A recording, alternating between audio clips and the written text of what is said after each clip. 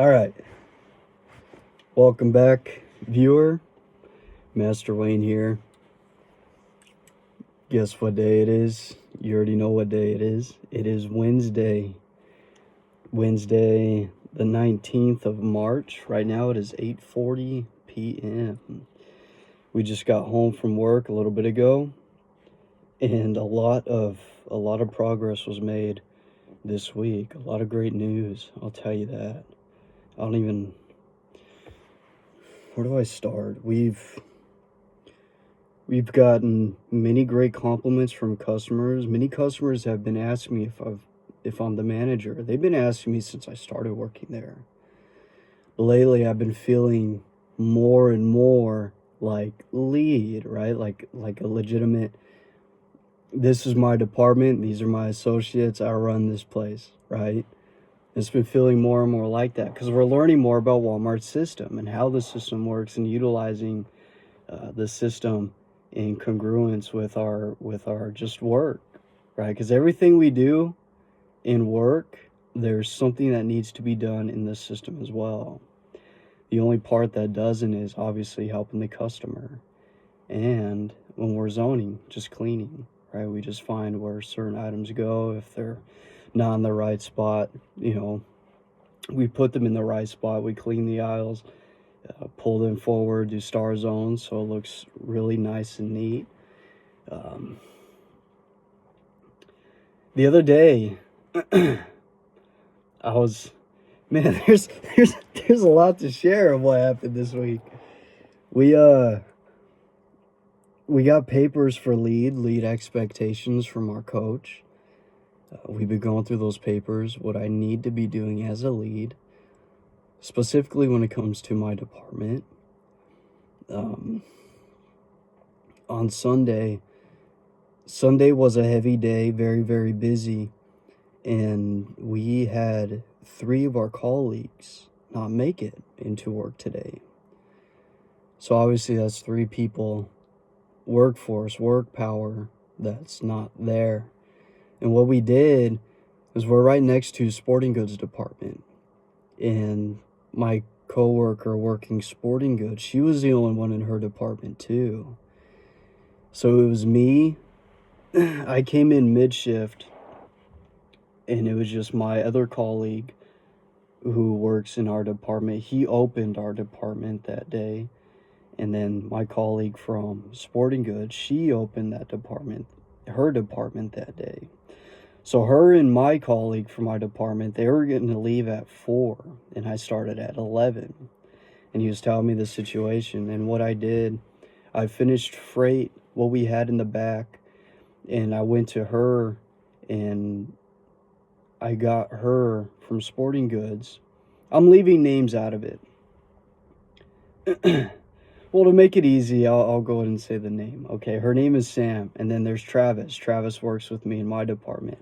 Sam and Travis open in their departments, and they're leaving at 4. I come in at 11. Travis is telling me the situation, what we're dealing with. So I say, okay, right, it is what it is. Let's figure this out. So I go get Sam. She comes to our department, and it's me, her, and Travis, and we're talking about our condition, right, our situation. We're masterminding, so to speak. And I'm leading the entire interaction, which was really, really cool. And I got with Sam. I told her that we were going to partner up today. And what I was going to do, I was going to help her with whatever she needed in her department to get done, because I knew I was going to be covering for that department anyway. And so the goal was, by the time she leaves, the only thing I need to worry about is the desk. I don't want to have to worry about the aisles. Right, all I need to worry about is the desk. So what I did, we swarmed her department. Now Travis zoned and cleaned the oil department, because that's right next to our service center. He cleaned that department, and he cleaned I-28, I-29. That's right across from our service center. So he could watch the desk at the same time and still give customer service. So he stayed close to home, so to speak, and he stayed at the home base to make sure our customers were being served. Well, what I did, I went with Sam to her department. We swarmed her department, went through all of her aisles, cleaned all the aisles, made it look very nice. And by the time 4 o'clock came around, we were done. And what I did, she went on her last break around 3 o'clock. And so I left her with one aisle that's in the same area as her service desk. I left her with that to clean, and so she could clean that while being right next to her desk to serve the customers in sporting goods. And then from there, I went all the way at the end of hardware to start zoning our aisles up from the farthest all the way up to the closest where our home was.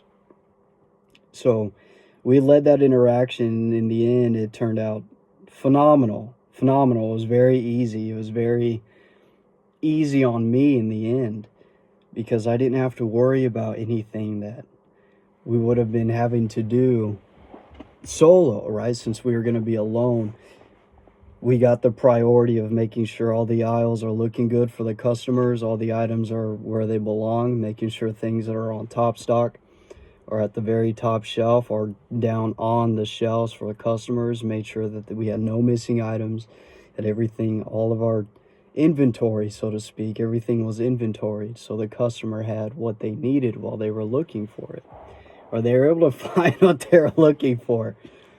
And we got all that done. So by the time Sam and Travis went home, all I had to worry about was the desk and providing service to our customers. And you know what? It felt very good, because it was a very successful day. We got all the priorities taken care of with a short team, right? Being with not a short team. Not everyone on our team is short, but you get the idea. With what we had, we got everything done with what we had, and that made me feel very good. And then yesterday, I met all the leads, all the store leads from the Walmarts in our entire region, right? All of them were at our store, and what they were doing, they were masterminding how they could better prepare their people, better prepare their associates, better coach their associates. And they came to my department, and they were all introduced to me. Carly's our store manager, Blanca's a store lead, and they all came to where I was. I was introduced to them all. I shook all their hands, and there was one lady, I can't remember her name, but it started with an E. She showed the most interest in me, and she was asking me questions. She was asking me how long I've been there, what my favorite department was. And she asked me what my plan was when it came to new mods and dealing with new mods. And I haven't learned new mods yet. I haven't learned how to do new mods. And I was completely honest with her. I told her I would love to give her more information on it. I would love to give her a plan, but I don't know how to do them, right? And I was honest about it. And she said, okay, like, no worries. And what she told me, this is something I tell my customers, our clients, all the time. I tell them, if you need anything, just let me know. If I just finish helping them, I tell them, if you need anything else, just let me know. Like I tell my colleagues, when they come to me or if we're talking, I always leave the interaction with, if you need anything, just let me know. And she did that with me. She told me, if I need anything, just let her know. And I told her, okay.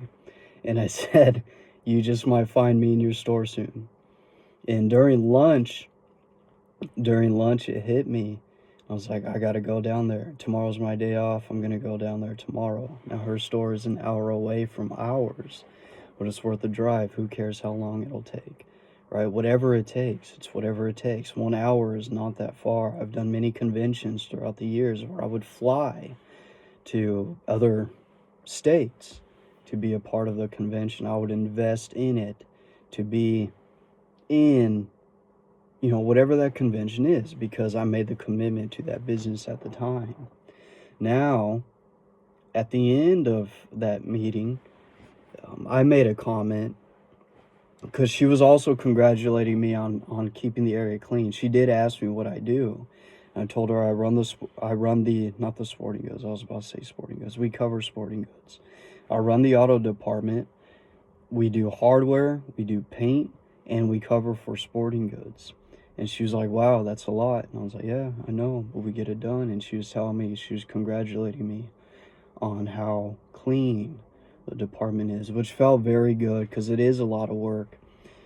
It's a lot of work, mind you. We're in a super center, and our super center is one of the biggest super centers in the region. And 80% of the time we've been working alone.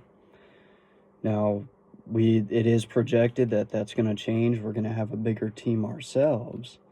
Hopefully that does happen, so we have more manpower, obviously, make things easier for all of us. But for the most part, she was congratulating me.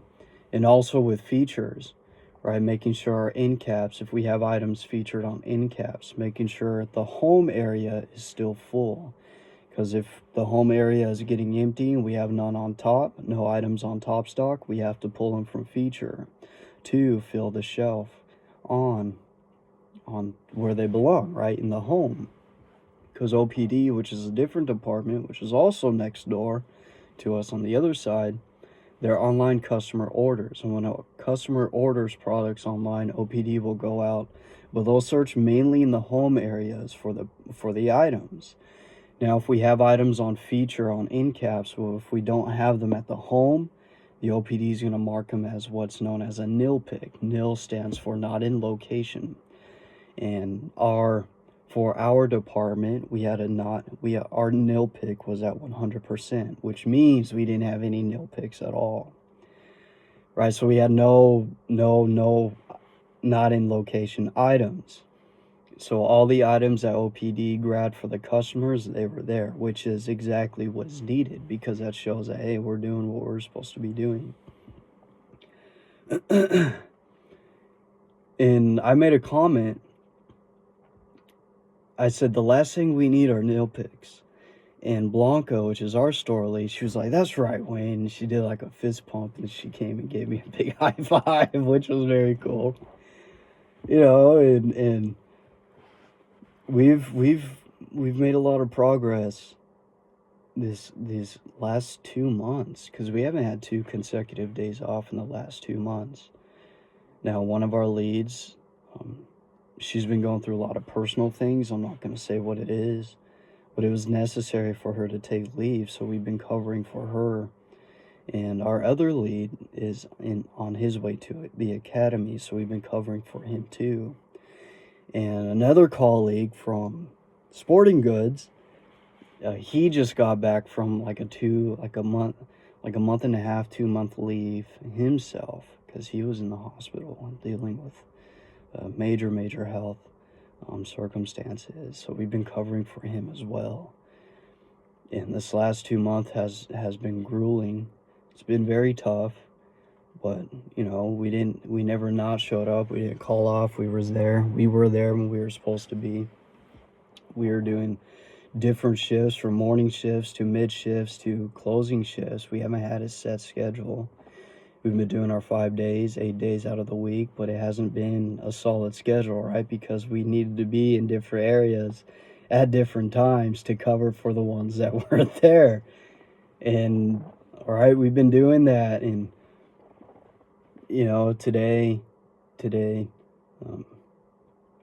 the person who sets the schedule got with me, and we have our solid 2 days off now. And you know, at the same time, it felt like an accelerated phase, because I learned a tremendous amount in these last 2 months. And we've grown a lot in these last 2 months. We had a lot of growing pains mentally, a lot of mental growing pains. In doing all that while still doing our training, both our meditation and our workouts, can't let up on that. Remember, it's not about how much you make. I mean, obviously making money is very important. It's very, very important. But at the cost of our health, it's like Gandhi tells us, health is the only real wealth. And I've learned that when I'm not eating good, I'm not feeling good, I don't even enjoy the money I make anyway, because I feel like crap. But when I'm healthy, I'm strong, I have the energy, I get more work done, and I could enjoy the fruits of my labor more. And like they say, you could spend your entire life making nothing but money, but if you don't take care of your health throughout the process, you're gonna be spending all that money anyway, just to get your health back. So why not put in all the work you need to do to keep and maintain your health from the very beginning? Remember, we train for life. We don't just train, just to train. We don't just train to get big. We don't just train to look good. We train for life. That's actually a concept I learned from David Goggins. Because the healthier you are, and the better off you'll be when it comes to achieving goals, pursuing the things you want to pursue. And on top of that, this last week and a half, we have gotten 3 solid compliments from customers. And one of the customers wrote out, he showed me what he wrote out. It sounded very good. He said he was going to send it to Carly. He said he's going to send it to regional too. Now, whether he does, great. Whether he doesn't, great. Because that's my integrity. And I know that I did something to satisfy a customer for him to go that far. And I'm sure he will, because why would he do all that to not complete it? Which is great, right? It looks very, very good for us. We had another customer, same thing. He went up to customer service, and he gave a compliment to our managers, and that's actually the day my coach gave me those lead papers, because he talked to a coach of a different department, and she relayed the message to my coach.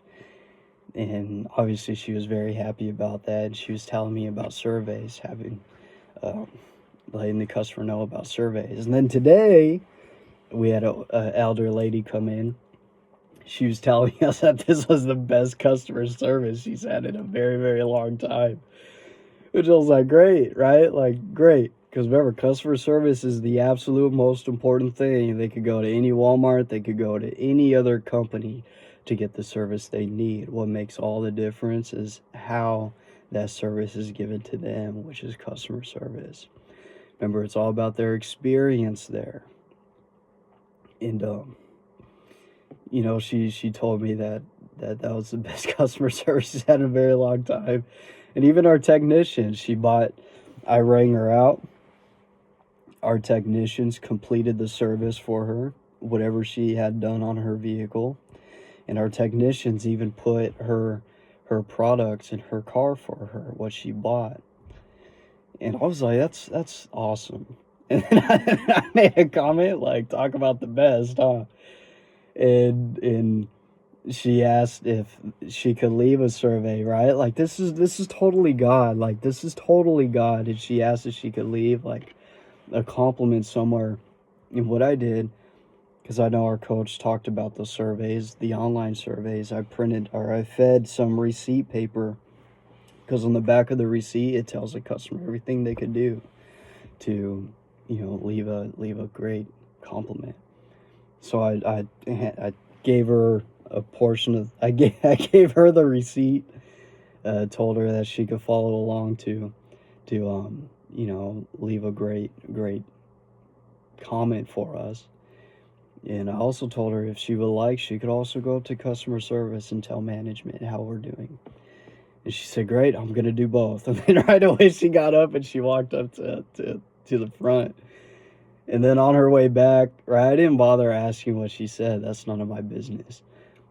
I just know that it's for the good. And on her way back, she bought like a $50 light thing, right? She's just spending more money, which obviously the better Walmart does, the better we do, and the more we'll get paid.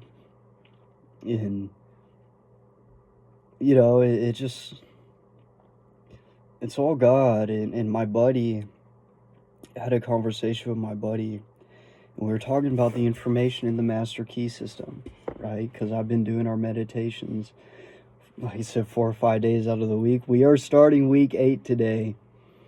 And he said, since I built this box, I've been doing my audiobooks, And going through the Master Key System, he talks about how he sees my life just doing a complete turn. Like everything is just different now about me. Like I'm different.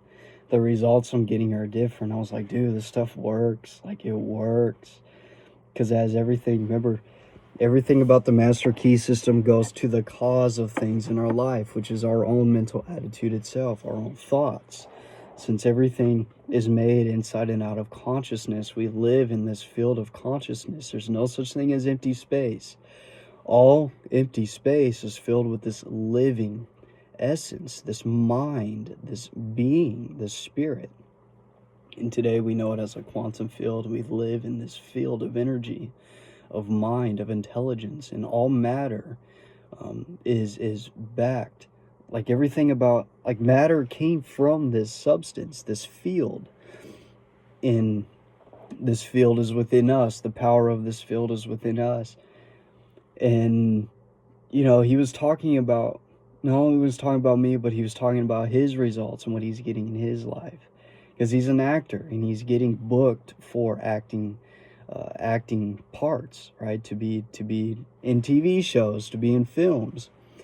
And he was telling me his manager made a comment to him. She was like, I don't know. She told him, he said, I don't know how you're getting all these gigs, right? And we're talking about, right, having the thoughts, like concentrating our thoughts on what we want and feeling it, like really feeling its reality. Because it's all vibration, it's all energy. And we know since everything is vibrating, all matter is vibrating at a specific frequency. We could legitimately enter into a certain state of vibration through our own consciousness, through mental picturing, through our thoughts. And we have to get emotional about it so we can get the internal power of which we are involved in the images that we create. And not only do we become what it is that we're thinking about, we are sending those vibrations through the universal mind, the infinite mind, and those vibrations are connecting with other like vibrations. And through the law of attraction, we are bringing those things to us. And when he was telling me the comment he made to him, he was like, what exactly did he say? He's like, I have my way of doing things, right? Like things like that. And I made a comment, I was like, yeah, she doesn't know how we're doing this, right? Like, because it all involves us and how we use this thing. And it's phenomenal. It's absolutely amazing. And, you know, with that being said, a lot of great things. And one last thing too, we ended up having a conversation. We were walking back to our department, and we ran into Blanca. Blanca's our store lead again. And we had like a 10-minute conversation. And she was talking about slowing down to look at the details of our work. That there is a saying that in order to really move forward, you have to slow down. You have to slow down and move forward. And I was telling her, like, yeah, you know what?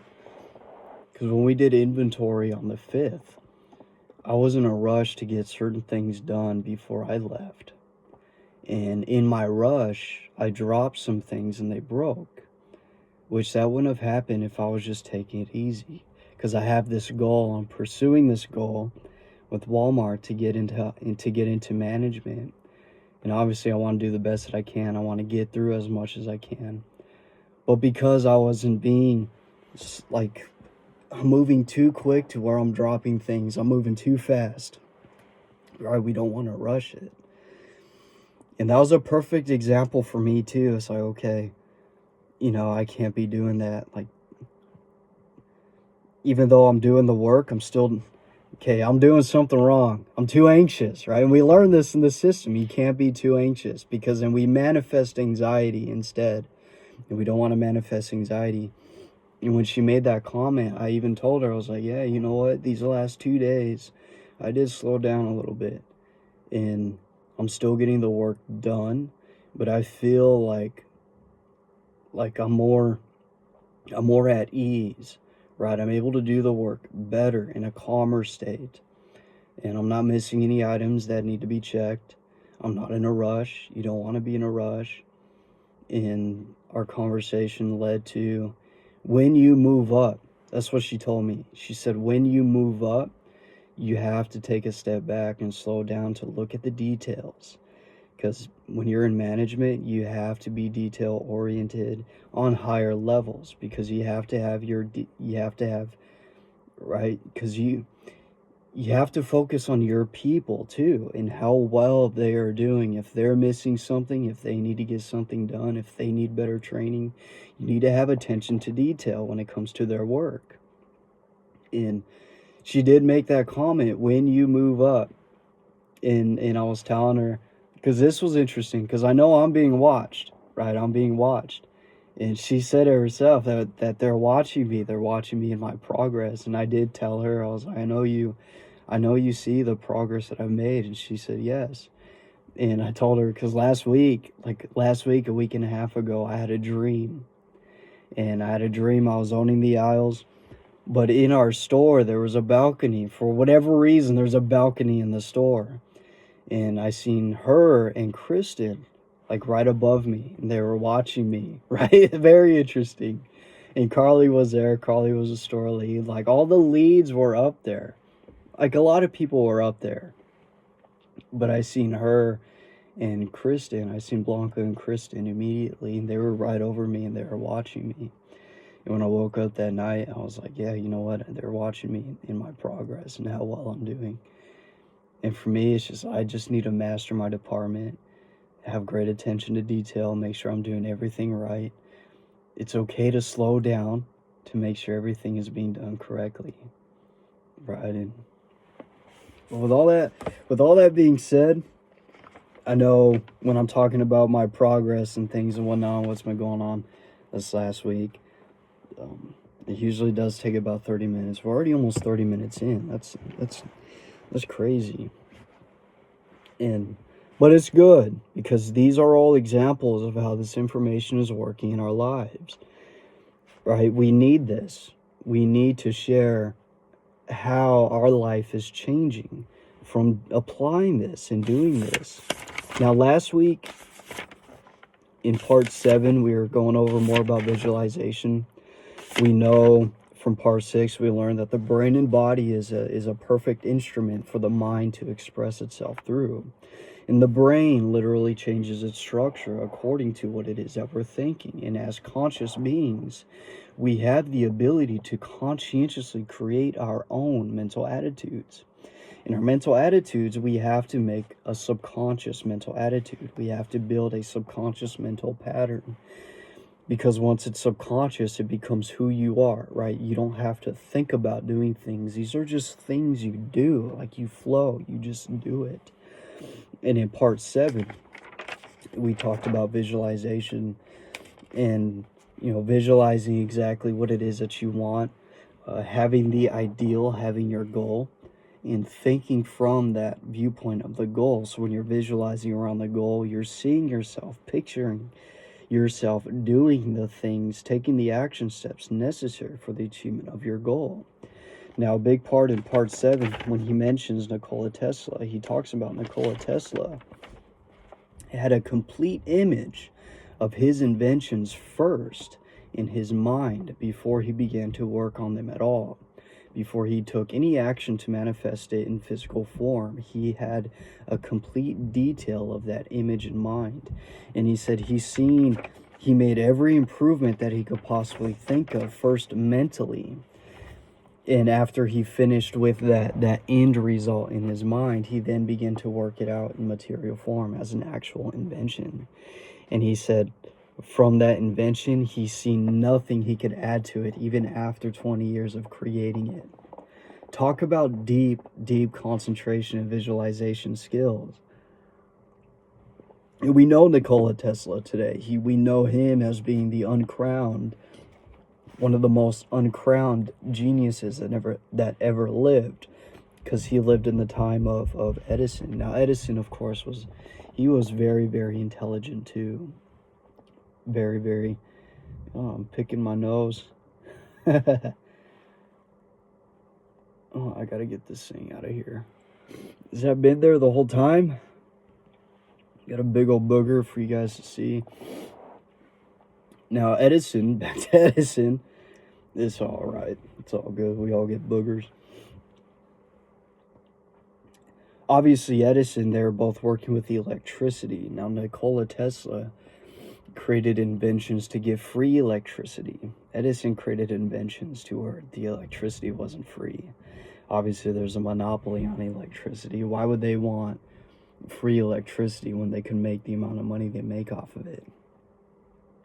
Right? So they gave, I don't know the whole back end story or the history of everything that happened, but it does make sense as to why Edison was more crowned as the king of electricity over Tesla. So, all that being said, here's another thing. Peace, Lily.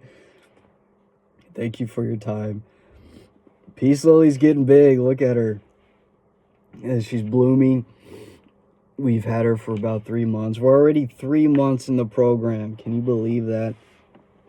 We're just about halfway there once we get, by the end of this month, when we start 4, we'd be more than halfway there. We'd reach that halfway point. Let's go ahead and let's get started. So, part 8, introduction. In this part, you will find that you may freely choose what you think, but the result of your thought is governed by an immutable law.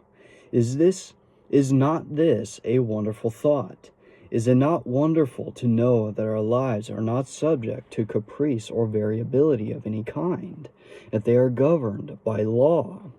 This stability is our opportunity, because by complying with the law, we can secure the desired effect with invariable precision. It is the law which makes the universe one grand piano of harmony. If it were not for law, the universe would be a chaos instead of a cosmos. Now, I know he mentioned it in a prior part too, when he talks about we live in a universe that's governed by higher principles, that's governed by universal laws. They were set by an intelligence higher than us. And us, as humans, we need to bring our mind, because we do have choice, we need to bring our thought process to the workings of natural law to create that pattern, to create the flow, so to speak, of bringing our lives and our thoughts, our mental attitude into congruency with universal law. This makes us closer. This brings us closer to alignment with nature. Because remember, God set the laws. God set these rules. God set the universe. We're just living in it, right? And this infinite power is within us. And it's okay. These laws are stable. That's what I want to bring it to. They don't change. They never change. It is what it is. It will always be that, and it's never going to change. And that stability of universal law is our opportunity to have stable lives within ourselves. Because since everything is governed by an intelligence, and this intelligence expresses through wisdom and principle, when we have that wisdom and we think from that wisdom, we'll be creating a life of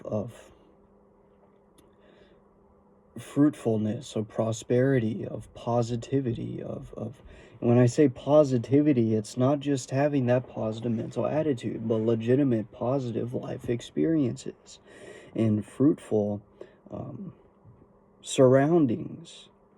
Here then is the secret of the origin of both good and evil. This is all the good and evil there ever was or ever will be. Let me illustrate. Thought results in action. If your thought is constructive and harmonious, the result will be good. If your thought is destructive or inharmonious, the result will be evil. There is therefore but one law, one principle, one cause, one source of power, and good and evil are simply words which have been coined to indicate the result of our action, or our compliance or non-compliance with this law. So what he's saying off this one creative principle, the way we apply this one creative principle in our lives by the process of our own thinking is going to determine the effects that we experience, right? It's going to determine what we create in our lives. If we have thoughts that are in alignment with universal law, and we have thoughts that are existing, let's say, on the moral scale, we will create moral conditions within our lives. But if we have thoughts that are destructive, if we have thoughts that are not for the benefit of ourselves and not for the benefit of those around us, the results we reap is obviously going to be discordant. Let's say discordant relationships among others. It's going to cause resentments from others towards you. It's going to cause results that are not fruitful, right? Not fruitful results, and you won't reap the benefits of what you can, because your application of the law, so to speak, is not constructive. It's on the destructive end. He says the importance of this is well illustrated in the lives of Emerson and Carlyle. Emerson loved the good, and his life was a symphony of peace and harmony. Carlyle hated the bad, and his life was a record of perpetual discord and inharmony. Here we have two grand men, each intent upon achieving the same ideal, but one makes use of constructive thought and is therefore in harmony with natural law.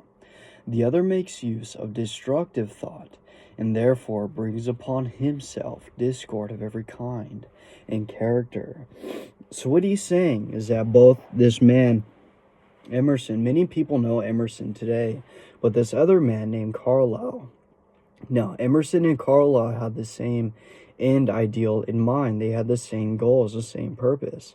But what Emerson did, he went about achieving this purpose in a constructive manner by looking at things from a more higher positive viewpoint, while Carlyle looked at things from a more negative standpoint, which caused Emerson to reap more constructive results in his life, and Carlyle reaped more negative, destructive results in his life. So he's saying even though these two men had the same end ideal, the way they went about thinking about that ideal and the mental attitude they carried towards achieving that ideal is what gave them the results in their lives. Very interesting, very powerful. It is evident, therefore, that we are to hate nothing, not even the bad, because hatred is destructive, and we shall soon find that by entertaining destructive thought, we are sowing the wind, and in turn shall reap the whirlwind. Oh man, I know, I'm checking my nose while I'm recording. Now, that is the end of introduction. Let's go ahead and start on part 8. So part 8, thought contains a vital principle because it is the creative principle of the universe, and by its nature will combine with other similar thoughts. As the one purpose of life is growth, all principles underlying existence must contribute to give it effect. Thought, therefore, takes form, and the law of growth eventually brings it into manifestation.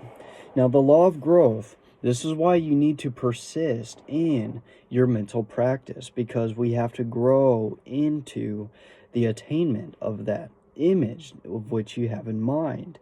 Because remember, we could think the thought, if we don't get emotional about the thought, or if we're not thinking about it all the time, we're not going to set the cause in motion, which is us. We're not going to move in that direction ourselves. And knowing that everything is energy, we're not putting out that vibration long enough for it to really match and meet with other like vibrations. And since that vibration isn't persistent enough, the law of attraction is not going to persist and bring the things to us that are in alignment with the vibration of thought. It says, you may freely choose what you think, but the result of your thought is governed by an immutable law. Any line of thought persisted in cannot fail to produce its result in the character, health, and circumstances of the individual. methods whereby we can substitute habits of constructive thinking for those which we have found produce only undesirable effects are therefore of primary importance. We all know that this is by no means easy. Mental habits are difficult to control, but it can be done, and the way to do it is to begin at once to substitute constructive thought for destructive thought. Form the habit of analyzing every thought.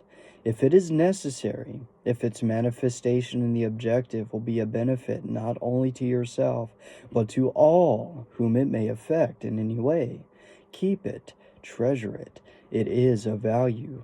It is in tune with the infinite.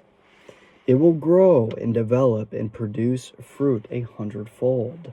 On the other hand, it will be well for you to keep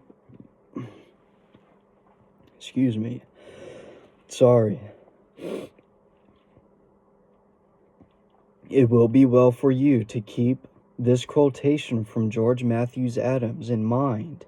Quote, "Learn to keep the door shut. Keep out of your mind, out of your office, and out of your world every element that seeks admittance with no definite helpful end in view." End quote. Now, to add this back into this program, we know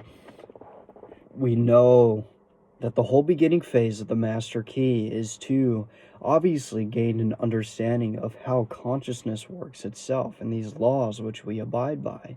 But the training that he gives us is about tilling the soil of the mind from weeds, from old thought patterns, right? So we could clear old thinking habits, because remember, we become what we think about. It's all about clearing the mind and our old thought patterns out of our mind, out of our subconscious, tilling the soil of the subconscious, so to speak, so we could conscientiously plant the thoughts which we want, plant the seeds that we want to plant, the fruit, the character which we seek to manifest in our lives. Because remember, our lives and our destiny is dependent upon our character, not just by chance. We create our destinies, we create the things that we want, and we do it by ourselves, by our mental patterns. If your thought has been critical or destructive and has resulted in any condition of discord or inharmony in your environment, it may be necessary for you to cultivate a mental attitude which will be conducive to constructive thought. The imagination will be found to be a great assistance in this direction. The cultivation of the imagination leads to the development of the ideal out of which your future will emerge. So what he's saying, if we have any destructive thought patterns which are producing destructive and discordant conditions and situations in our life, we can conscientiously change it. We can will that change. And he's saying we could do that by the power of our imagination itself. And we do that by developing a constructive mental attitude. He says the imagination gathers up the material by which the mind weaves the fabric in which your future is to be clothed. Imagination is the light by which we can penetrate new worlds of thought and experience. Imagination is the mighty instrument by which every discoverer, every inventor, opened the way from precedent to experience. Precedent said, "It cannot be done." Experience said, "It is done." Imagination is a plastic power, molding the things of sense into new forms and ideals. Imagination is the constructive form of thought which must precede every constructive form of action. A builder cannot build a structure of any kind until he has first received the plans from the architect, and the architect must get them from his imagination. So what he tells us right there is the imagination, the image-making power of our mind is going to be the very tool we'll say, that we need to be using, that we are going to be using to build our new mental attitude, to harvest a new mental pattern, a habitual mental pattern. Remember, as he has told us in the prior parts, that the subconscious mind has no prior existing pattern by which it's going to express itself. It relies on the conscious mind to create and mold that pattern for it to follow, for it to express. And this is what imagination is going to do for us. Through the power of imagination, we're going to recreate the mental attitude which we want, recreate the blueprint, so to speak, of what our life is going to look like. And through that new blueprint, we are going to put it into our subconscious mind. And our subconscious mind is going to go about to build it into our lives. Remember that building into our lives, it's going to happen through us. We are going to become the image. We are going to be moving towards the direction. We're going to be naturally just taking actions which are necessary for the fulfillment of that ideal, for the fulfillment of the image of which we have in mind, of the ideal life which we wish to live. And also, since God is in everything and everything is one, we will be, by the law of attraction, manifesting people, places, and circumstances that will help us achieve that ideal. Now, pardon me too, my nose is a little bit stuffy. I am not sick.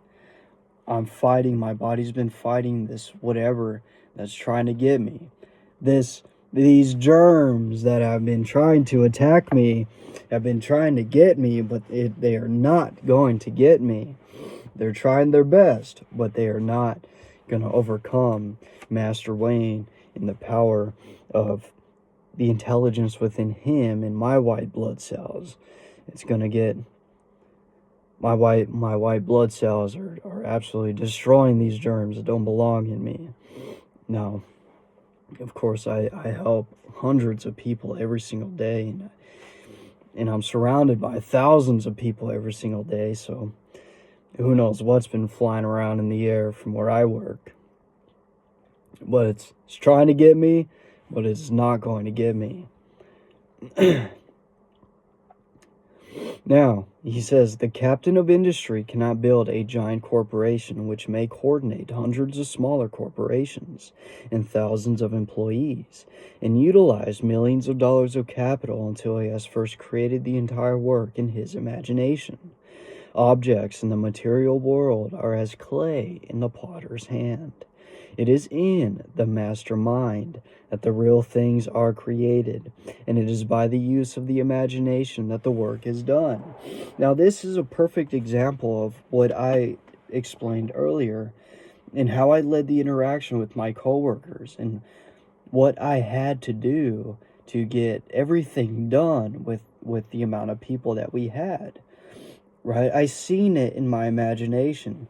We need to do this, we need to do that. This is going to lead to this result and allow me, when you two are gone, when my colleagues are gone for the day, will allow me to still be able to do the more important work, which is our customers, while not having to worry about all this other work, which is still conducive to customer service.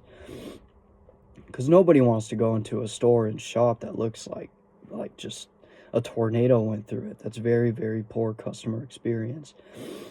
And in turn, that's poor customer service. We don't want that. But I seen the end result.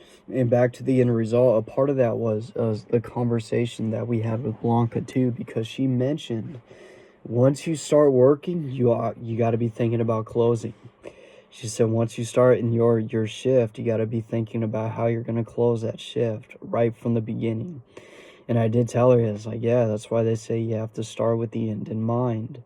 You have to start with the ideal, right, which is everything we're going over here. Once you have the ideal and the goal, everything you do when it comes to imagination, your visualizations, your thinking process, it's all revolved around the action steps you're going to take to reach that end result, to manifest that end goal. He says it right here, that it's in the mastermind that the real results, that the real work is done, because that is going to lead to how the work gets done and how it's manifested externally. In order to cultivate the imagination, it must be exercised. Exercise is necessary to cultivate mental muscle as well as physical muscle. It must be supplied with nourishment, or it cannot grow. Now, do not confuse imagination with fancy, or that form of daydreaming in which some people like to indulge. Daydreaming is a form of mental dissipation, which may lead to mental disaster. Constructive imagination means mental labor, by some considered to be the hardest kind of labor, but if so, it yields the greatest results. For all the great things in life have come to men and women who have had the capacity to think, to imagine, and to make their dreams come true. Now, I know I said it in a prior part too, this iPad that I'm recording first existed in the imagination of Steve Jobs. He had the mental ideal first. He created it through the powers of the image-making faculty of the mind. And from that image, he did the action steps necessary. He took the steps necessary to bring the iPad into existence. Obviously, he had his team, he had his people, but he had the idea. He brought the idea to his people, and they worked as a team, as a group, to bring that design, that image, into a legitimate material form. And through that, now we have this iPad to record this video from. It's the exact same thing here. That's an example of exactly what he's teaching here.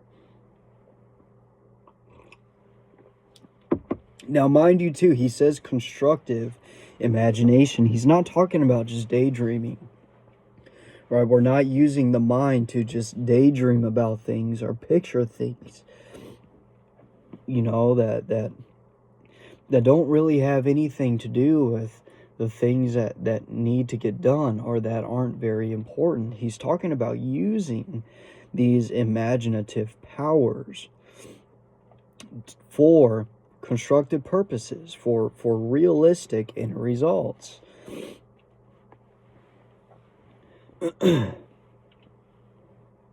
Now he says, when you have become thoroughly conscious of the fact that mind is the only creative principle, that it is omnipotent, omniscient, and omnipresent, and that you can consciously come into harmony with this omnipotence through your power of thought, you will have taken a long step in the right direction. So what he said there, once you consciously gain an understanding of these infinite laws of which we live by, and bring our thought process into congruence with these laws, we do that with the power of our thinking. He says we will take the step, a long step, in the right direction, because we are then utilizing this power and even using our imaginative faculties towards, I don't want to use the word realistic, but yes, realistic tendencies towards realistic end results. He says that the next step is to place yourself in position to receive this power, and it is omnipresent. As it is omnipresent, it must be within you. We know that this is so because we know that all power is from within, but it must be developed, unfolded, cultivated. In order to do this, we must be receptive, and this receptivity is acquired just as physical strength is gained by exercise. What he is saying, we have the power within us already to do just about anything that the imagination could form the mental image of doing. But he's saying that we have to develop it. We have to unfold it. Remember how he talks about the subconscious mind is infinite in its power of expression. But us, through the conscious mind, we have to gain the ability, the imaginative ability, to be able to unfold those infinite potentialities that are within us and bring it into manifestation in the external world. Now remember, these things have to be in alignment with natural laws. Now mind you, being multidimensional beings, the body, our physical being, does have its limitations. But our mind has been shown not to have any limitations. But our body is designed in such a way to where it could fashion, like we're perfectly balanced as humans. For example, we can imagine ourselves flying, right? We could see ourselves flying, but we don't have wings to fly. We can't just jump off a roof and start flying. But through the understanding of the law of gravity, we were enabled to understand what we know as the law of lift, which gave us the ability to create an airplane. We created an airplane. This is an example of constructive imagination. This is an example of using it for realistic, I want to use the word tendencies towards realistic things, right? Like, even though the imagination could imagine just about anything, it has to be in alignment with the workings of natural things, because we know the physical world does take on its own properties, that there are physical properties that we still live by. Again, but with the use of imagination, the brothers, I can't remember what their names were, the ones that created the first airplane, and they created the airplane, and they seen themselves flying. I know in what's that book called? By Genevieve Barron. There's a book by Genevieve Barron, and she talks about the brothers and how they created the airplane, and they seen it in their imagination. She made quotes of what they would say. Like, if they had a failure, one brother told the other brother, "Don't worry, brother. Like, I see myself flying in that thing." Right? "I see you flying in that thing. I see you flying in the sky." They see it, right? They see it in their imagination. And they kept going with it, and they kept understanding laws, and through that, the understanding of law, they successfully created a flying device which allowed them to fly. Right? Remember, your constructive imaginations must be in alignment with natural laws. Can't be a form of daydreaming. Daydreaming you could look at as a form of something that's unrealistic. What you're imagining has to be a realistic thing that you know you can achieve. For example, we'll take anime, for example. Lots and lots of people love anime. Now I'm going to use Dragon Ball Z as an example.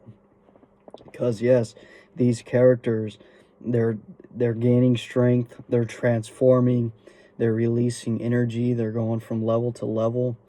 But for us in reality, right, like I use going Super Saiyan as an example of it's like taking your mind from one place to another, and you hold it there, and you move from one state of consciousness to another. It's like leveling up, like going from just a regular state into that Super Saiyan state. Now, I use this as an example. I know a lot of people might think it's silly, but it works, right? It's an example that works. But again, as an example, those are like real life tendencies that were just formulated and created into an anime, right? Into a cartoon. Now, we can't just go around and fly. We can't just, like fly with our inner, like maybe in the astral plane, things like that. Right? I'm sure you understand what it is I'm saying, like where I'm trying to come across. Like they built this imaginative world when they created that anime. It's an imaginative world. Now, we enjoy it as human beings. Obviously, it entertains us and our ability to, like, you know what, I'm going to level up in my life, things like that. But ultimately, it's just growing in consciousness and things like that. And, life is not anime, right? It's reality. As much as I never liked that word growing up, it's reality. There's a reality to our lives, and in things and whatnot, and we have to be real when it comes to how we're using our imagination. Anyway, let's continue. The law of attraction will certainly and unerringly bring to you the conditions, environment, and experiences in life corresponding with your habitual, characteristic, predominant mental attitude. Not what you think once in a while when you're in church or have just read a good book, but your predominant mental attitude is what counts. Remember, it's what we think about most of the time. You cannot entertain weak, harmful, negative thoughts 10 hours a day and expect to bring about beautiful, strong, and harmonious conditions by 10 minutes of strong, positive, creative thought. Real power comes from within. All power that anybody can possibly use is within man, only waiting to be brought into visibility by his first recognizing it, and then affirming it as his, working it into his consciousness until he becomes one with it. Now, everything he says right there, those are the end results. Those are the goals of our meditation practices, to build the things that we desire, the ideals of which we desire to manifest, the characters which we desire to be. We build it in our consciousness by the use of imagination. Remember, the brain doesn't know the difference between what we're imagining and what we're experiencing in the real world, in the external world, in the material world. Now, the mental world is just as, now, I do need to make this clear, the mental world is just as real as the physical world is, if not more real, because how we experience the external world in our mind, in our response to it, and how we filter it is going to determine our attitude back towards it. Remember, they're both congruent. They both work hand in hand. And what he's saying here, building it into our consciousness until we become one with it, until we become the idea of it itself in our behavior, in our mental attitude. Once that mental attitude becomes habitual, the law will work consistently in our favor when it comes to manifesting that ideal. And we ourselves, our behavior will be consistent towards our actions, the actions we take towards the attainment of that ideal. Remember, I see a lot of things when it comes to, manifesting the things that you want out there in the world. They get the part of the energetic part down, but they don't explain too much upon you becoming it, right? You have to express that thought yourself in your behavior. You can't just think of it all the time and not take action and just rely on the law working for you all the time. Remember, God will do for you what you cannot do for yourself, but God leaves for you to do what you can do for yourself. And that's taking action on the opportunities that present themselves to you. Where you have to take action upon it just as well as you think about it all the time. Now, people say that they desire abundant life, and so they do. But so many interpret this to mean that if they will exercise their muscles or breathe scientifically, eat certain foods in certain ways, drink so many different glasses of water every day of just a certain temperature, keep out of drafts, they will attain the abundant life they seek. The result of such methods is but indifferent. However, when man awakens to the truth and affirms his oneness with all life, he finds that he takes on the clear eye, the elastic step, the vigor of youth. He finds that he has discovered the source of all power. Now, mind you, the viewpoint Mr. Hanel takes from here, obviously, because this program is a pure mental program, he's talking he's talking purely from the spiritual aspect of who we are. Now, we know today, again, this book was written over 100 years ago, but it still has the power. It still has phenomenal power. in what it teaches. But we know today, especially what we've learned in physical science and what we know today when it comes to health and wellness and fitness, there are a lot of ways to achieve the health in your fitness goals. There are so many different ways to achieve that end goal that you want when it comes to your fitness goals.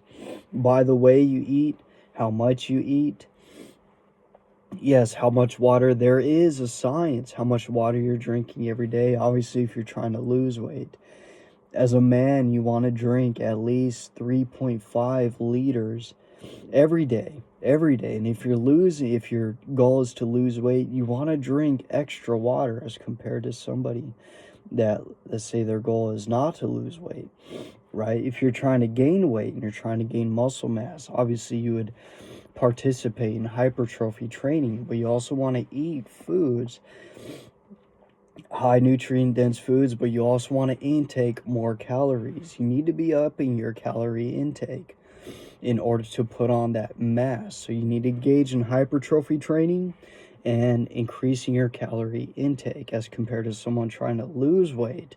They want to decrease their calorie intake, but they want to make sure they're eating still nutrient dense food. So their body's getting the amount of nutrients it needs to restore and replenish from the workout.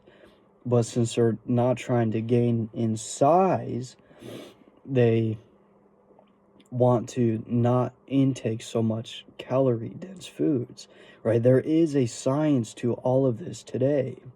So what Mr. Hanel says right here, many thinking that they could live an abundant life by thinking they can exercise certain muscle. I don't agree with him on that part, because we know with the science we have today, yes, this is true. Especially with the different amount of ways to be able to lose weight itself too, when it comes to the ketogenic diet or the keto diet, high protein diet, carb loading diet, right? Like these different ways of being able to consume your food, right? They all, however you want to reach the goal, you could do it in so many ways, because as we're talking about the intelligence of the body will make do with what you give it. And like, for example, if you don't eat any carbs at all, remember, your body goes to carbs and sugar first for its use of energy. If you don't intake any carbs, if you don't intake any sugar, and you're eating nothing but fats, the body will stay in the state of ketosis, and through ketosis, your body is turning all the fat you're consuming into energy. So now your body is just using nothing but fat as energy for its source of energy. But that's only if you don't consume any carbs or sugar at all. The minute you start to intake carbs and sugar, but if you're still in taking that much, like high dose of fats, your body's going to start storing the fat, because now it's going to start using the carbohydrates and sugar for its source of energy. It's amazing what this internal intelligence does.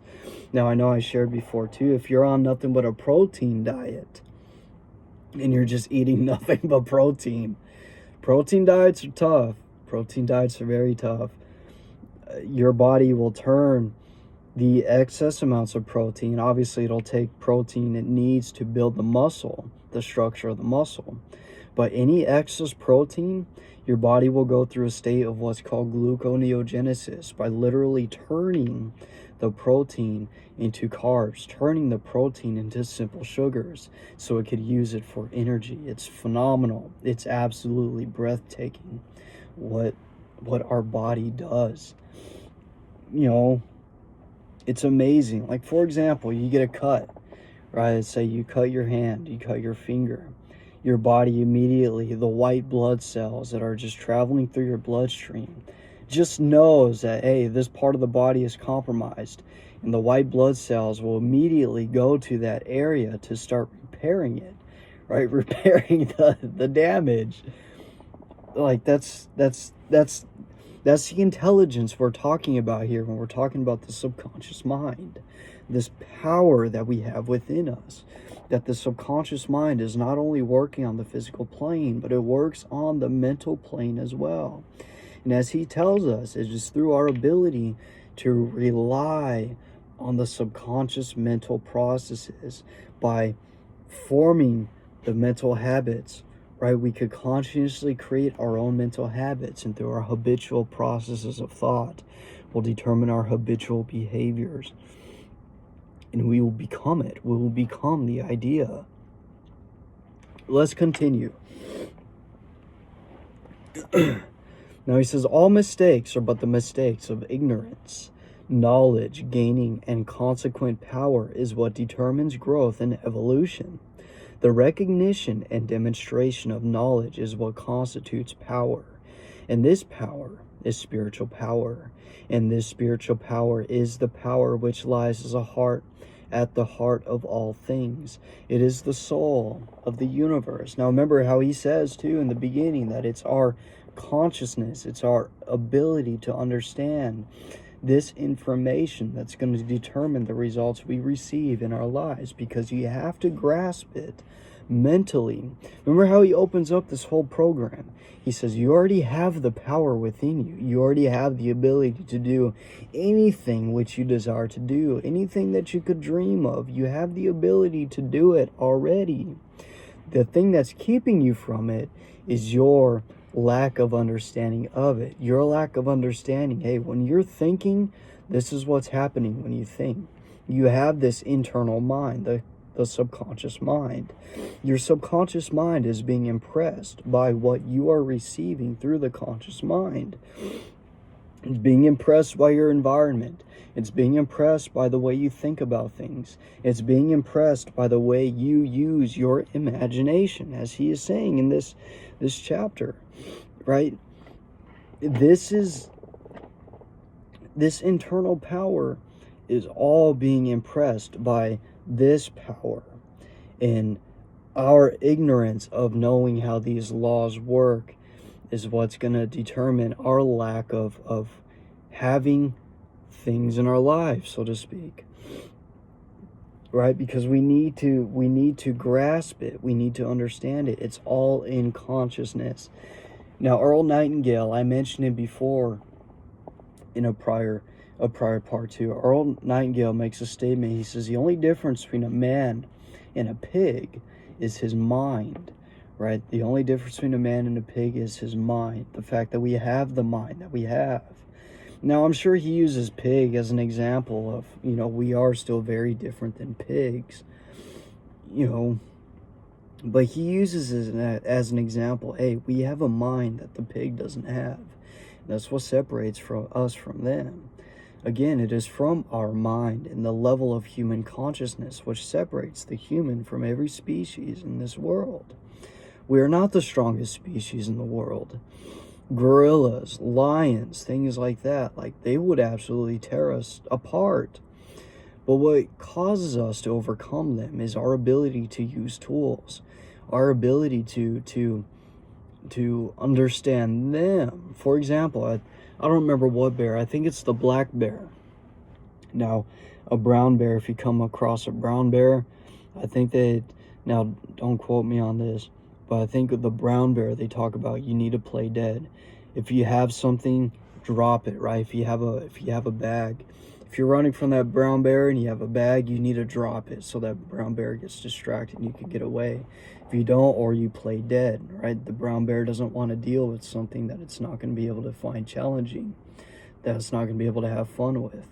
But a black bear, if you're confronted by a black bear and it's chasing you, all you need to do is make yourself bigger, right? And then the black bear, you're standing your ground against the black bear, and then the black bear gets scared, or it'll stop and move somewhere else and do something else.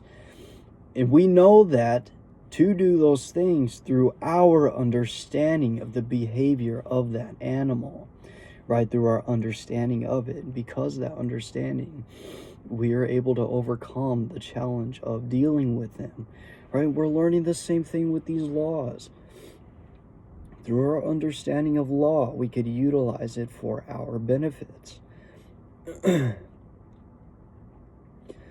again, back to what Earl Nightingale says, it is because our mind that we are the highest species on this planet currently, at least as far as we know. When it comes to all those conspiracies and aliens and extraterrestrial beings and things and whatnot, and how we're being controlled, or like reptilians, things like that, that's a whole nother story. And those are subjects that don't really matter at the moment, right? What matters is that, hey, we have this ability to do great things. And through our understanding and proper utilization of those abilities, we'll be able to create amazing things in our lives. So let's continue. This knowledge is a result of man's ability to think. Thought is therefore the germ of man's conscious evolution. When man ceases to advance in his thoughts and ideals, his forces immediately begin to disintegrate, and his countenance gradually registers these changing conditions. Now, this is very important to understand too, because take, for example, an experience in your life. Let's say you're thinking about a specific thing, and we'll use your work, for example, because my work is a perfect example of how this information is manifesting in my life and the progress I'm making towards my lead position. So for your work, you're building your work in consciousness, right? You're getting better at it. You're understanding the system. You're understanding how to do things. You're just getting better at it. That growth is involved in your conscious thought processes. Now, let's say you get disheartened from your work and you decide you want to go do something else. Your mind, your forces of thought now get pulled from what you're currently doing to this other thing. And he says right here, your countenance gradually registers these changing conditions. Noticing in a situation like that in your life, as you reflect on it, how you seen how, your life changed, your conditions changed. You ended up somewhere else with a new line of work as your thought process changed from one place to another. You then followed it, and your life experiences then followed from the change of thought that you had. Again, that is why it's so important for you to know exactly what it is that you want. You need to want it. You need to need it. Remember, it's through necessity that the demand follows, and that the action is consistent enough for it to manifest. Successful men make it their business to hold ideals of the conditions which they wish to realize. They constantly hold in mind the next step necessary to the ideal for which they are striving. Thoughts are the materials with which they build, and the imagination is their mental workshop. Mind is the ever-moving force with which they secure the persons and circumstances necessary to build their success structure. And the imagination is the matrix in which all great things are fashioned. And you hear it from successful people all over the world today. What do they say? You have to know what you want. You have to think upon what you want. He says right here, they make it their business to hold that desire in mind continuously. And this in turn makes the conditions happen in their life. They're literally manifesting it through the activity of their own mental forces. And as we know, the law of attraction, law of cause and effect, they are becoming that which they are thinking about, and they are attracting the things to them to help them in the fulfillment of that ideal. If you have been faithful to your ideal, you will hear the call when circumstances are ready to materialize your plans, and results will correspond in the exact ratio of your fidelity to your ideal. The ideal steadily held is what predetermines and attracts the necessary conditions for its fulfillment. So you have to hold it in your mind continuously, day in and day out, even on the days you don't want to be thinking about it. Remember, there's a mental discipline involved, because there are days where you'll be so tired of holding on to that process of thought, that you want to take a break and you want to think about other things and you want to let your mind recharge.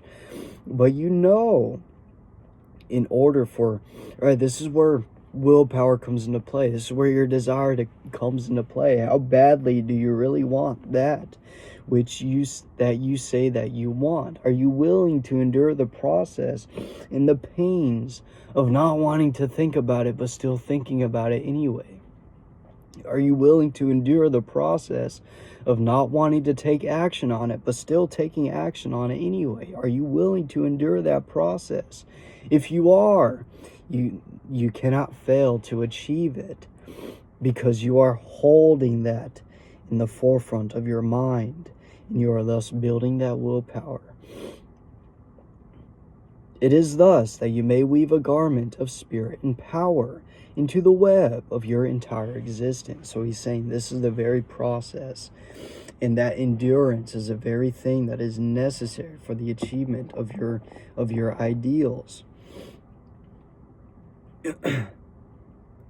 Right? For example, I didn't want to work at, like, not saying that I didn't want to work. Don't take it that way. But not 2 months without 2 consecutive days off, it was very, very tough. I did not want to be there every single day. I didn't want to be there all the time. But we pushed through it. We made it happen. We kept doing it. We kept thinking the way we needed to think. It's about the customer. It's not about me. It's about the best service that I could provide. It's about my goal. It's about my needs. It's about getting to that next level. Remember, they say whatever it takes. You have to do whatever it takes, even at the expense of your comfortability, whether you're comfortable or not. You have to be uncomfortable, because it can be very uncomfortable going through that, achieving the process of what it is that you want to achieve. It can be very uncomfortable. But knowing all the things that I just shared with you in the opening of this video, and how what's been manifesting in my life, especially with work, and how we're getting closer, everything that's happened, I have all those results because of what I endured these last 2 months in this very quick growth phase that I went through. It wasn't easy, it wasn't easy.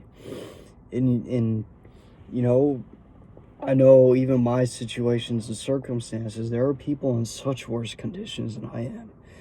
And I remember that too. Hey, I am very grateful for the opportunities that I have.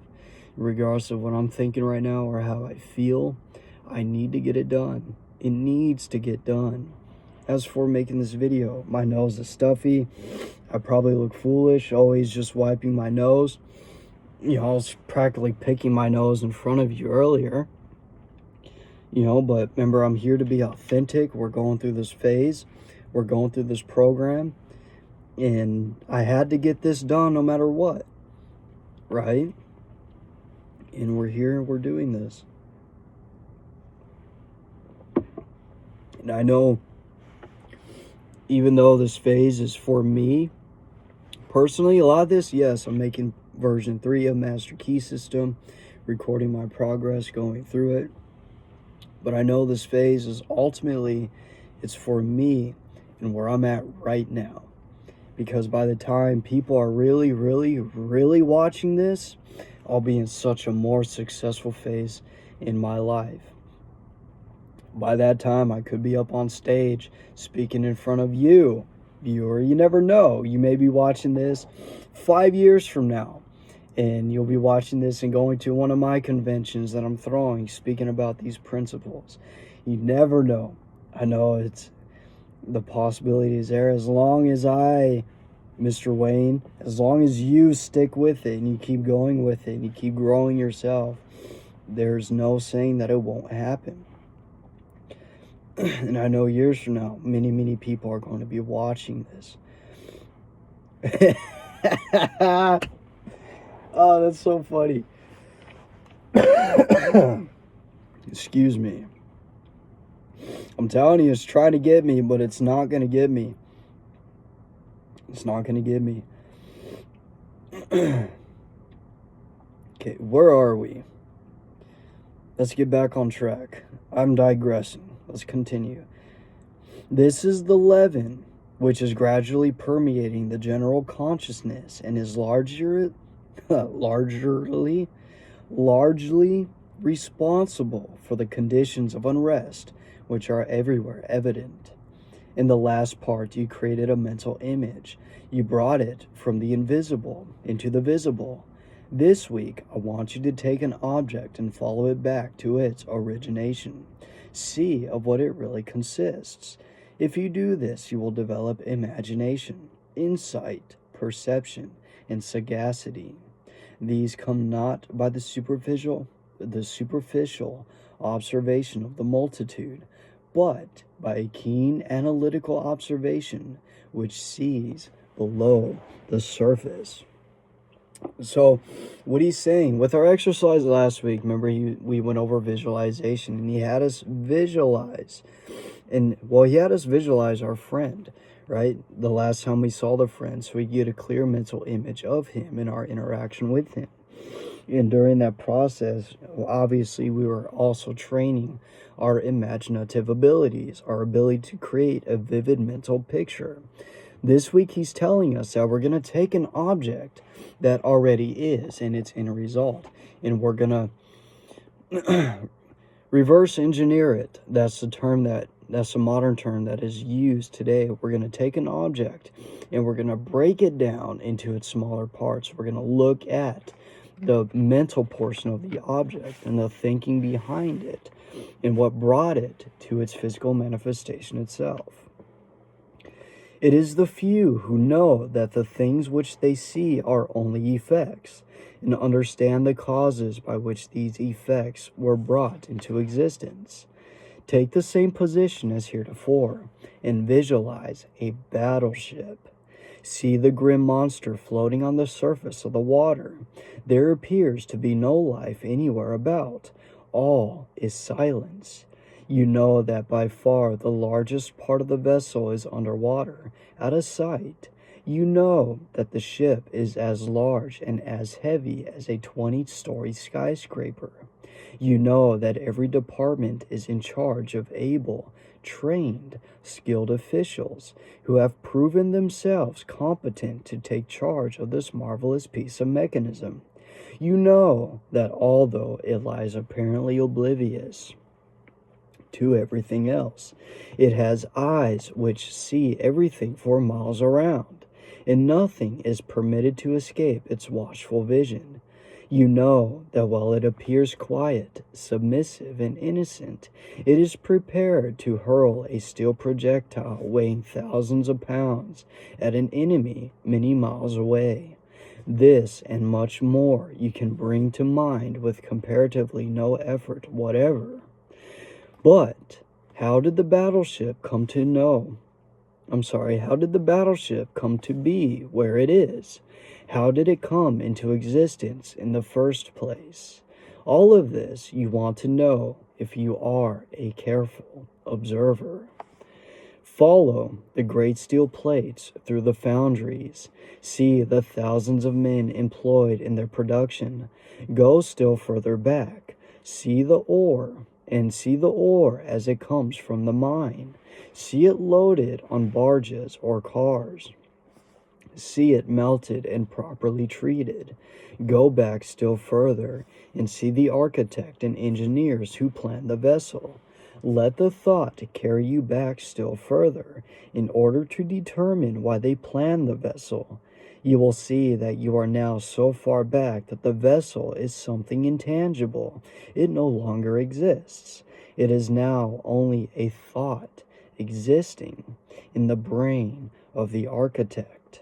But from where did the order come to plan the vessel? Probably from the Secretary of Defense. But probably did the order... I need to use my finger at this point. But probably this vessel was planned long before the war was thought of, and that Congress had to pass a bill appropriating the money. Possibly there was opposition and speeches for or against the bill. Whom do these congressmen represent? They represent you and me, so that our line of thought begins with the battleship and ends with ourselves. And we find in the last analysis that our own thought is responsible for this and many other things of which we seldom think. And a little further reflection will develop the most important fact of all, and that is, if someone had not discovered the law by which this tremendous mass of steel and iron could be made to float upon the water, instead of immediately going to the bottom, the battleship could not have come into existence at all. So he begins.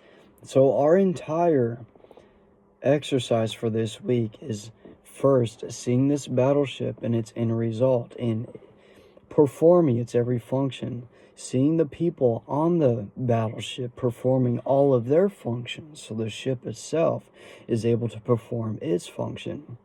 And then we go beyond that and we begin to see what brought the battleship into existence to begin with. So what happened before that? He says, see the oars, see the men working in the mines, grabbing the material that's needed for the function for this battleship to prepare or to be able to perform its duties, to perform its functions. See it all the way in its existence, first in the brain of the architect, as simply a plan on paper. Remember, the architect created this entire battleship in his imagination, and from there brought the battleship into existence. Remember, we're taking it from the end result of the battleship all the way back to the beginning phase, back to the cause of its existence, which first existed as a thought form. And Mr. Hanel is even going even back further on what brought the plans of the battleship to begin with in the first place. And he says it may have came back all the way, or it may be led back all the way to the Secretary of Defense, where they passed a bill for the battleship to be able to even get worked on to begin with, which in turn the Secretary of Defense and Congress represented us, the people. Is this battleship in the best interest of the people of the United States? And they said, yes, it is of the best interest of the people of the United States, especially when it comes to our military defense, to defend our country. They saw fit that it was necessary. They passed the bill. The architect created that in his mind. And then all these people got together, did what they did to bring the material necessary for the fulfillment of this battleship. They then created the battleship. Now that battleship has its functions with men working on it for all of its functions to be fulfilled. And all this leads all the way back to, hey, this battleship wouldn't have come into existence first if there wasn't a law that we had to first understand. And that law is something that allows this tremendous mass of steel. Remember, he's saying this mass of steel weighs, what did he say the weight was? 20 skyscrapers? 20-story skyscraper. So he said this battleship is as large and as heavy as a 20-story skyscraper. But in order for this huge mass of steel to float upon the water, there was first a law that we needed to understand, so that ship doesn't sink down to the bottom of the ocean. And he says right here, he says, this law is that, quote, the specific gravity of any substance is the weight of any volume of it, compared with an equal volume of water, end quote.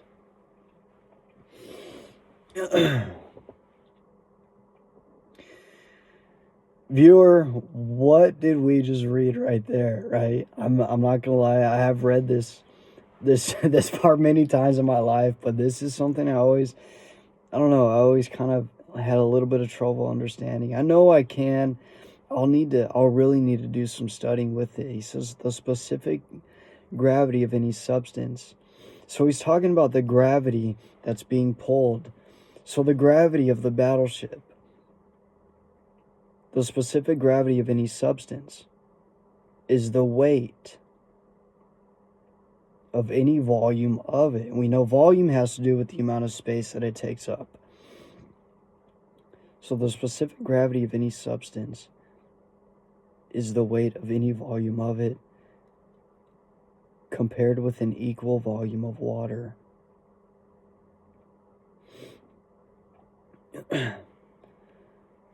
Man, if you're watching this and you do understand it, dude, leave it in the comments. Leave it in the comments. Help your brother, Master Wayne, in his understanding of this specific material. Because he's saying that there's an equal, whatever the volume of the weight of any substance in connection with its with gravity and the gravity that's pulling it, it has to be compared with an equal volume of water. So it's necessary for there to be a certain amount of water. So a certain amount of water needs to be present in order for that ship to float above it to begin with. This makes sense too, because the biggest ships that we have are in the biggest bodies of water. They're in, like, you can't put a 20-story skyscraper weighted ship in a lake, right? Something small, because then that thing will definitely sink, because there's not enough volume of water. There's not enough water to push up against it, to respond to it, to fight back against it, so to speak. It's like the example with us being able to fly and airplanes being able to take off. With our understanding of gravity, we've been able to create airplanes with a certain amount of, obviously that airplane needs to have to be going a certain speed, and it needs to have a certain amount of wingspan to compensate for the weight of the airplane. This is what enables it to fly, to overcome the gravity and fly in air. It's the same thing here. It's almost like the exact opposite. There needs to be a specific amount of volume of water, a specific amount of water present to combat how gravity is pulling the weight of this substance. And this weight, that may be it right there. And the weight is determined by the volume of that battleship. We'll use the battleship, so to speak, by itself. And the discovery of this law revolutionized every kind of ocean travel, commerce, and warfare, and made the existence of the battleship, aircraft carriers, and cruise ships possible. You will find exercises of this kind invaluable. When the thought has been trained to look below the surface, everything takes on a different appearance. The insignificant becomes significant. The uninteresting, interesting. The things which we suppose to be of no importance are seen to be the only real vital things in existence. Now he ends this, that is the end of part 8, and he ends this part with something from the Sanskrit, and he says, and I quote, "Look to this day, for it is life, the very life of life. In its brief course lie all the verities and realities of your existence, the bliss of growth, the glory of action, the splendor of beauty. For yesterday is but a dream, and tomorrow is only a vision. But today, well lived, makes every yesterday a dream of happiness, and every tomorrow a vision of hope. Look well, therefore, to this day." End quote. Now that is the end of part 8.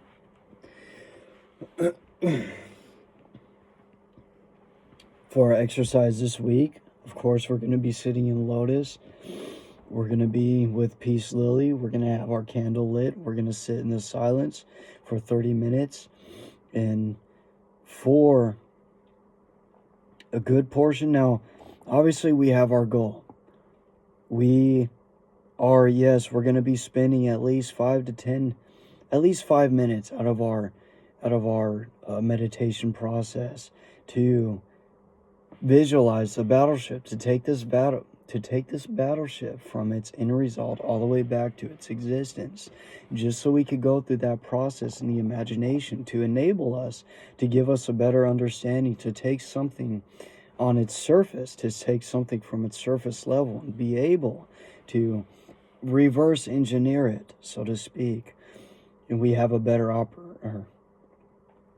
ability, so to speak. We'll be developing a better ability to reverse engineer items.